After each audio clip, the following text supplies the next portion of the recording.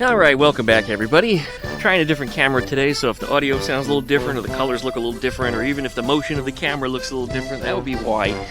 This is an El Cheapo camera because my Sony's on the fritz. I spent a lot of money on a Sony. A lot of money. It's another, $2,000 camera that lasted about a year and acted up. And actually, that one was a gift from B, so I'm very thankful. But I'm off topic, because we're here today to talk about this 1972 Volkswagen Squareback, and sometimes I introduce it as 71 or 72. Its identity is a little bit confused, because it was a rebuild at some point by somebody else over in California before it hit the auction block. This car is otherwise beautiful, but it's had its problems, and one of the big problems was that the previous owner, previous mechanic, I should say, because it went to somebody else, installed China carburetors on here. Now, since I've replaced them with some proper Webers, all this crap is in the engine compartment, it don't belong in there. Replace it with some proper Webers and a nice CB Performance linkage, which is the best linkage. Don't mess with anything else, guys. They're not paying me to say that. Just, I've tried them all. This one's the best. It doesn't have all the excessive flex from all the sheet metal parts that are just, they're terrible. This one works great. And everything on this car works wonderfully. So, what we're going to do is we're going to take this thing for a test drive today. We're going to talk a little bit about what it took to fix it. And I guess that's what we're going to do. So, not much else I can say about that. But you guys, you like my videos, give them a thumbs up. Don't forget to comment and subscribe. Leave something down below. Ask some questions if you like. And this car may or may not go up for sale. Depends on how the owner feels about it when she gets it back. It was breaking a lot, and it was going to other non-Volkswagen specialist mechanics. If you're not a Volkswagen specialist, you're just an average everyday mechanic, you probably shouldn't be working on these. I'm sorry, just modern mechanics aren't cut out for these things. So what do? They plug in a computer, and they say, oh, replace this sensor, replace this thing. The computer tells you what to do. These cars, you gotta look, you gotta listen, you gotta smell, you gotta touch things. It's all about observation. And if you don't know how to sense things, and you don't know how to work with these things, and you don't know what to look for, because they're different than modern cars, you'll never get it right. But anyway, enough of this. I'm off topic a lot on this intro. It's running a little bit long. So we'll be back right after that intro. Thanks for watching. We'll see you in just a minute. Well, guess who wants to be a part of my Volkswagen videos? It's the HIPA Store! The HIPA Store is a company that sells parts for lawnmowers, chainsaws, some go-karts, and even generators. And generator season it is, folks. Hurricane season officially kicked off on June 1st, and if you live here in Florida or anywhere in the southeast, you know it's time for your generator to get cleaned up and running. Don't wait. Get out there and get it started. Check to see that it makes power. Did you drain the fuel last year? I bet you didn't. So get on it. Check out the HIPA Store from links down below in the video description, because when you support the HIPA Store, you also support the creation of my videos. Special thanks again to the HIPA Store for sponsoring this video.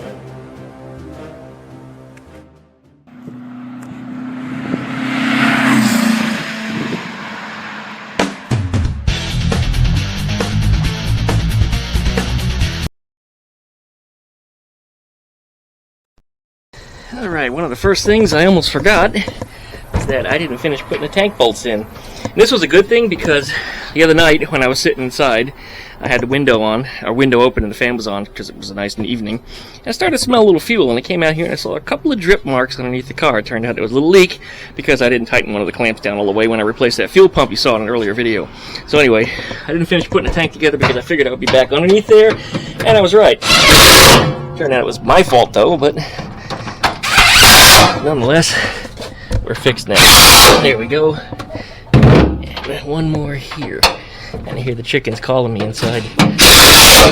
They know it's about dinner time. So I'm about to go to Taco Tuesday. Taco Tuesday. Turn it that way. Here we go. That's going to twist anyway. Now, I'm going to need two hands to do that one because it wants to be fussy. Alright, that got us all situated. Tank is now bolted in properly. All the fuel wiring's hooked up. There's barely any fuel in it at all. I lost a little bit the other night when it was dripping. I don't know for how long it was dripping, but like I said, it wasn't very much at all. But it was enough to make a difference, I'm sure. So we'll figure out what's going on in here. But let's close this up for the time being. Let's go back to the engine and make sure everything's situated back to the way it should be. I did double check the timing on it. There's the timing light. make sure everything was the way I left it. Tighten down the timing bolt, which is something that was loose when it arrived here. Linkages and everything looked to be good. We put our wing nuts on the top of the air cleaners. I did one here, but not one there. And why is that? Because I can't get my fingers underneath there to turn that wing nut. So I'm going to have to ask for help. I hate doing that. I might just stick a regular nut on instead. But yeah, it's an issue on Type 3s. All right, I'll throw our engine lid on there. And I'm going to go bring the chickens in, take a shower, and get ready for Taco Tuesday. And we're going to drive this sucker over to meet Wild Bill for some tacos. And I'm not sure where we're going yet. He has to tell me. There it is. 2 weeks later. Wow, we've had a lot of interruptions on this one. Been trying to get this video done for 2 weeks. And we're going to take this thing for a drive this morning. It's nice and early. It's not even 9 a.m. yet, so it's not too awfully hot out here. We had that bus get dropped off last week when I was trying to record this one, so it got stopped. I didn't get a chance to finish it. We're going to talk a little bit today about why this thing runs so good compared to how it did when it first arrived here. And we're going to take this thing for a drive. Now, this is an automatic. Yes, fully automatic. And now because I said fully automatic on YouTube, I'm now officially on some government watch list somewhere. But yeah, it's only got one pedal here in the middle for brake. That's it. So we're going to start this sucker up, and it doesn't start too unlike a modern vehicle. I do recommend that you hold down the brake pedal, even though you don't have to on this car. That's right, just for grins. Here, we'll start it without it. See what I mean? It'll start without the brake pedal being touched. Should have the e-brake up, but it was in park. Okay, well anyway, usually I would stomp on the throttle once, but it's so damn hot out here, clearly it starts right up without worrying too much about choking it or stomping it or, enriching the mixture at all. It just kind of runs, and it runs good. It runs really good. And Duckman, why does this thing run so well after the condition that it was brought to you in? Well, the starting problem was, trying to roll a window down in here, this window crank is not bolted in properly. There you go, because it's hot in here. Woohoo! Car's been baking in the sun for the last hour or so since the sun came up.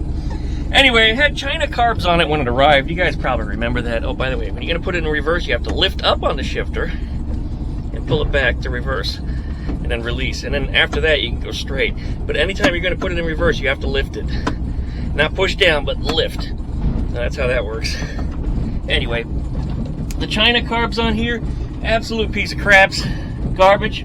We got rid of them. It's not been an issue since. We also discovered the timing was out of whack because the distributor was loose. I don't know why anybody would release a car to a customer with a loose distributor, but that's what the previous mechanic did to this car.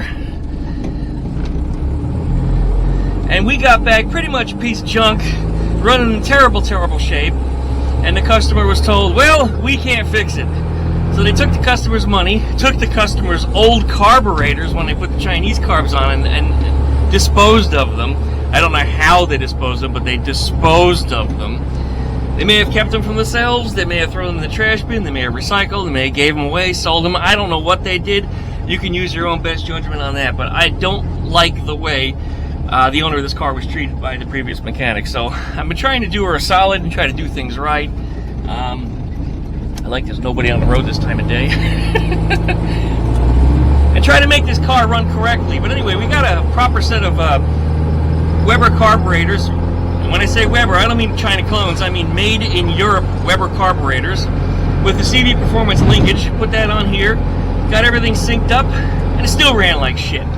So of course I made sure the timing was correct, and I did get the timing set correctly on this.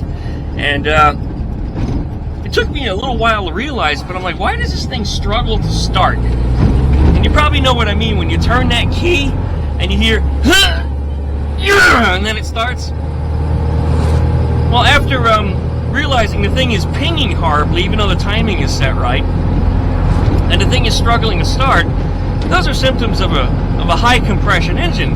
And that's not necessarily a bad thing, but if the engine was built with high compression and performance in mind, then you have to make sure that the fuel grade is also proper. So I upgraded the fuel to 93 from the 87 that we had in there before, and all the pinging nonsense went away. The engine was still running a little hot though, so I knocked back the timing a few degrees here and there. I think total advance now is about 25, which is below spec. but this thing jumps off the line and has power like you can't imagine. That extra compression really does make the difference, but I had to compensate a little in the timing. Anyway, feels like I'm not shifting. Never mind, there it goes. I just had to lift my foot off the gas pedal to make it shift, which is not something you should have to do, but it's an old automatic. They do some quirky things. So, I got the timing set correctly. It was still running a little bit hot. I dialed the timing back a little bit. We had running on 93. So I decided, after checking the spark plugs, which were brownish gray, it seemed okay.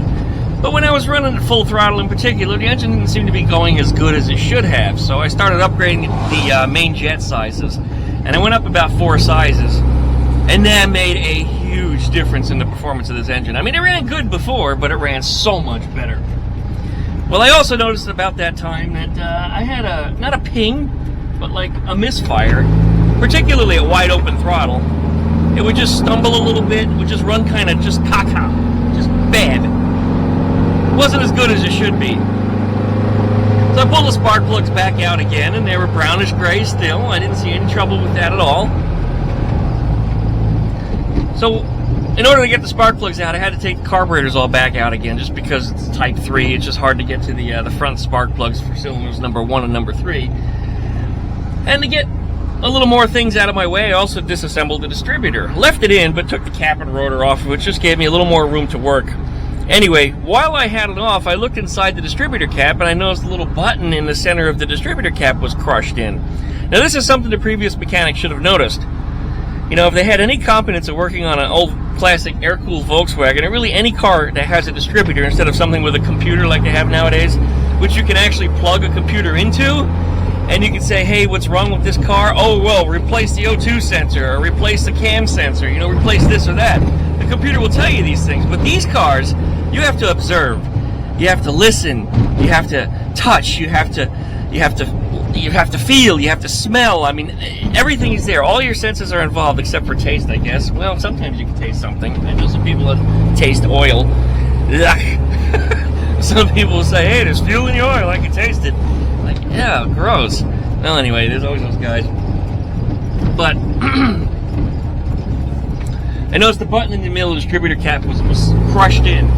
So I replaced the distributor cap, took it for a ride down the street, and all the little problems, all the little quirks, misfiring and stumbling and all that stuff went away. So this thing had a major problem. First off, China carburetors were replaced. In addition to that, I also found massive vacuum leaks, particularly in a balance tube. In order for them to remove the spark plugs as they did, remember I was talking about the clearance issues. One of the balance pipes, well, the balance pipe on both sides, between cylinders number 1 and number 3, it's in the way of the spark plugs. So in order for you to get in the spark plugs, you have to either remove the hose, or you have to bend the hose out of the way. And the hose was kind of dry rotted, so there was massive cracking involved, particularly on the right side. The hose was just in some horrible, horrible shape. So it had some vacuum leaks, and remember the right side carburetor was the one I had the most trouble with, so that's probably where a lot of our vacuum problems were. Anyway, that got fixed. This thing just really runs really well now. I'm very happy with it. I told the owner I'm going to put about 200 miles on it. I want to run a full tank of gas through it. I'm currently on about 50 miles. It's been running well. It's been running quite well. So I'm going to continue to drive it. After I did the first 40 miles or so, I did a dinner trip up to Ranchero's house, which is not quite 20 miles from here, but let's say 15. So I went all the way up there, and I noticed that the engine gets warm, just like the fastback does. But in particular, this car gets hot on the interior because, well, the engine compartment is actually directly in the interior of this vehicle. So I felt like I had a hot blast of air on the back of my neck, which had me concerned for a little while. I'm like, is the engine on fire? Is the engine on fire? Is the engine on fire? And then I realized to me, if it were, I'd smell it. You know, if I'm feeling the blast of heat, then I should certainly be smelling, you know, smoke or whatever is burning at the same time. Well, it's not. It's not burning. Although whenever I do take this thing out, I do have a fire extinguisher with me always. Just because, and not because it's not my car, but because it's an old Volkswagen, it's just what you should do. And somebody coming, that was a yield sign. Give it a little throttle there, get out of his way. Anyways, I'm so happy with the way this thing is running right now. It's just a night and day difference from how it showed up. And in fact, it runs even better than it did when it first came here. Now, originally when it came here, we didn't go through the carburetors and upgrade a bunch of jetting and change all that stuff out. In fact, I don't know if the previous owner that did the carburetors or installed the carburetors or whoever put the carburetors on the car did any of the tuning that I did to this thing. I had the wrong distributor on it even. I mean, when it arrived originally it was a 009. So this car has never run this well, and probably since before the owner that currently owns it now has ever seen this thing run.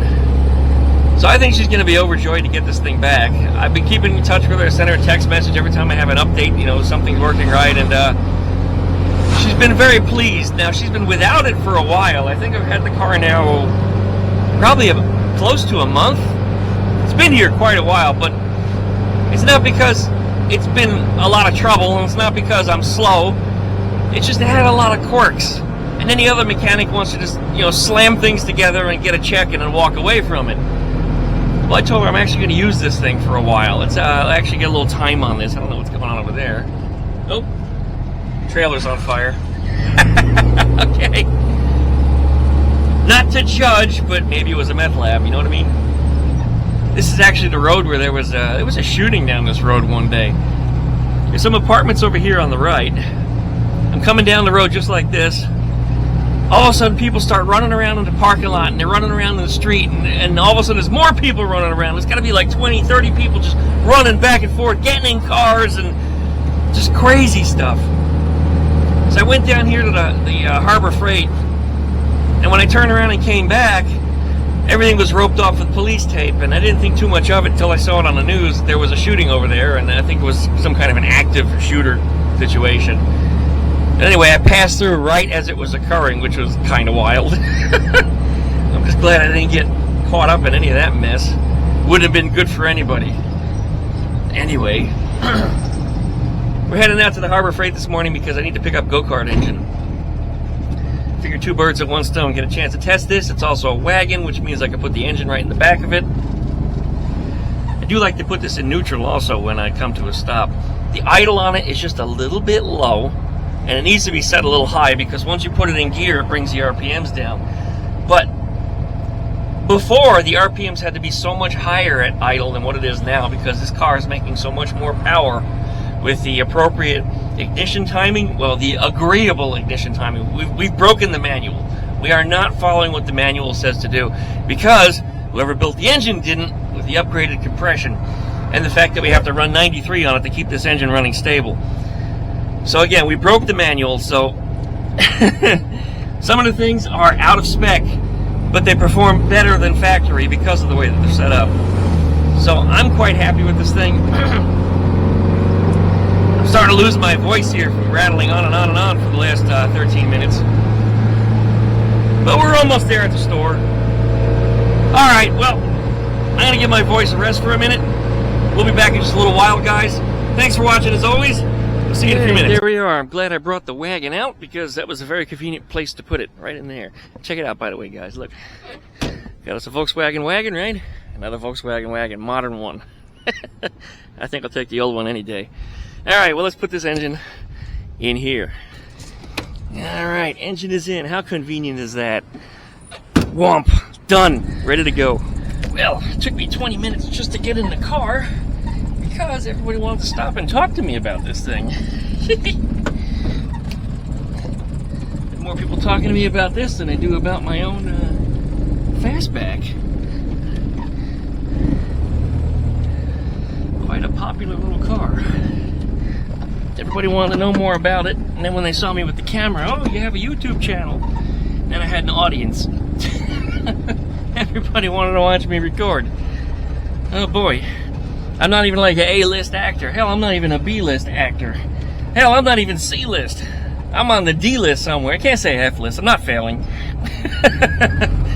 I'm barely passing grade. You know, actually, I make enough money to survive. That's D-list, you know, I'm not rich by any means. Maybe someday, but not today. Alright, finding our way back out of here. There's a little way to get back to the back roads through here by cutting through a storage facility. People always fly around this damn blind corner here. See the corners all smashed in from people hitting it. Always careful when I go through there because somebody will just plow the hell into you. Anyway, this is all storage facility. This is a private road. Technically, I suppose, but I drive through it anyway. I suppose you won't have a problem unless you have a problem. You know what I mean? Don't go too fast. Don't crash into people. Stay on the road. You know the drill. Now, this thing really is a runner, despite having such high compression. Putting a little extra fuel into it, 93 octane, and dialing back the timing just a little bit.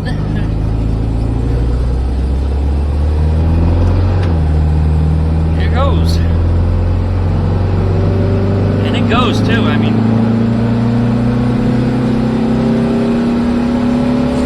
We're hitting high gear.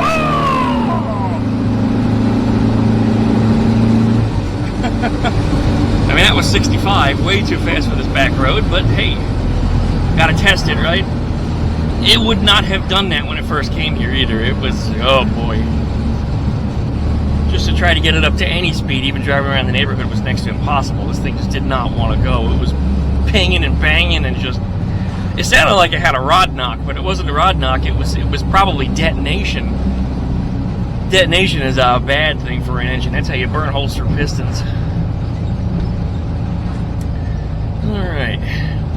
It still does a little, as the owner calls it, a breakdance when we shut it off, but it's not a dieseling problem. It sounds like it's actually firing. When it was dieseling, again, it had that knocking and banging sound that it was making, but now it actually has a little run-on, which is a common problem with the electronic ignitions that are on these. There is a fix for it. I don't remember what it is. I have to check out the wiring diagram. I think it's a diode across the positive and negative terminals on the coil, which allows the voltage to only go in one direction, which when you shut it off causes the thing to just short itself out and just essentially shut itself off.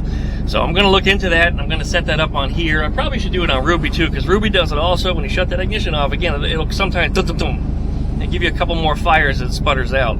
So we'll see about adjusting that. But again, it's not dieseling anymore. Thank God for that, because it was bad before when that engine arrived here.